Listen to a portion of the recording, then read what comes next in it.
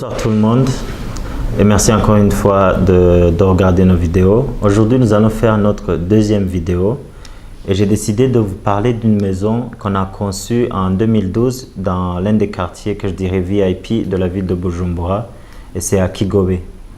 Le propriétaire de la maison, il a été parmi les premiers à nous faire confiance au départ. Et si tu regardes cette vidéo, sache que nous prions toujours pour vous et votre famille. Donc, quand j'ai rencontré ce monsieur, il venait d'acheter une parcelle de 4 arts à Kigobe.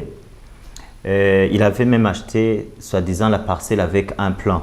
Donc, il m'a montré le plan.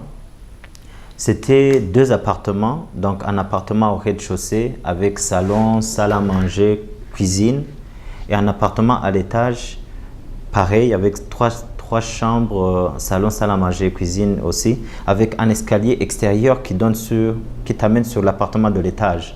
Donc, les 2 appartements avaient un parking commun. Donc, moi, je lui ai demandé construire la maison pourquoi? C'est à louer ou c'est pour lui-même? Il m'a dit que c'est à louer. Et je lui ai dit que ce type d'appartement où il y a une personne qui habite au rez-de-chaussée et un autre qui habite à l'étage, c'est pour, je dirais, la classe moyenne, les gens qui sont prêts à payer les 300, 350 000, maximum 400 par mois. Mais je lui ai dit qu'il y avait moyen de lui faire un truc assez VIP, vu le quartier dans lequel il veut investir, donc de lui faire des appartements classe. Donc, il y avait moyen de lui faire des appartements, 3 jusqu'à 4 appartements. Il y avait moyen de monter en hauteur. Mais le problème qu'il y a, c'est que la plupart de ces gens qui sont prêts à payer assez d'argent pour prendre un appartement ici, ce sont des gens, le plus souvent, ce sont des étrangers. Donc, quand ils viennent ici, ils cherchent la tranquillité, ils cherchent plus l'intimité. Donc, ils ne sont pas prêts à aller vivre dans les appartements. Il y a quelqu'un qui habite au rez-de-chaussée, une autre personne qui habite à l'étage. Donc, on lui a proposé un truc assez simple où on a décidé de subdiviser la parcelle en 2 parcelles. Je vais vous faire un petit esquisse et je vais vous montrer comment on a pu résoudre ce problème.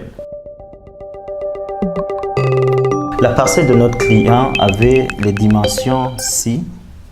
C'était une parcelle de forme carrée avec 20 mètres de ce côté et 20 mètres de ce côté. Et il y avait une route ici.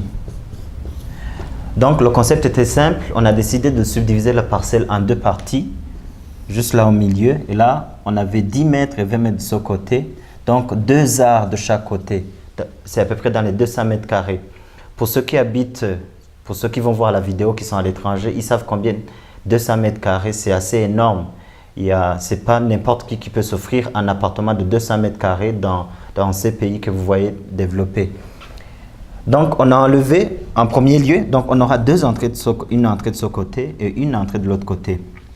En premier lieu, on a enlevé un espace de parking pour 2 voitures.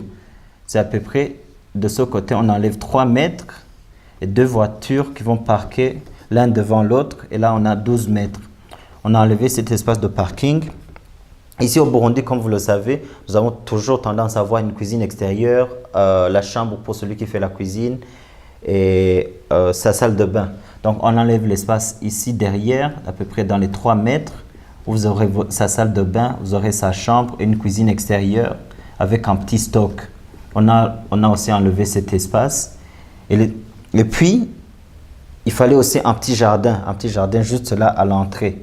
On a aussi enlevé un petit espace de jardin, à peu près 3 mètres de ce côté. On a enlevé cet espace. Voilà ce qui nous restait pour pouvoir y aménager ce que notre client voulait. Et il voulait un salon, une salle à manger, une cuisine, un bazar de service, une chambre au rez-de-chaussée avec sa salle de bain.